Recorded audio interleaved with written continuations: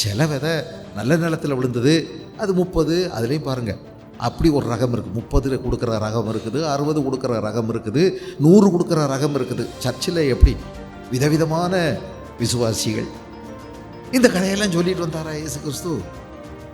எல்லாரும் என்ன செஞ்சாங்க? இதை கேட்ட உடனே சூப்பராக இருந்துச்சப்பா, 8 கதை சொன்னார்.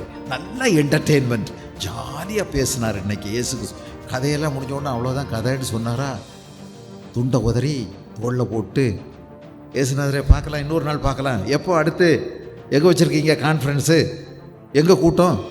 இது வந்துடுறோம். இங்கேருந்து பஸ் பிடிச்சி பிரியாணி குடிப்பீங்கள்ல, இந்த உலகம் தரக்கூடிய பரிசுகள், பொருட்கள், அது பின்னாடி நம்முடைய மனசை அலமாய விட மாட்டோம். மேலானவைகளை நம்ம நாடி தேடும். மேலானவைகள், பூமிக்குரியவைகள் அல்ல, மேலானவைகளை நாடி தேடுங்கள்.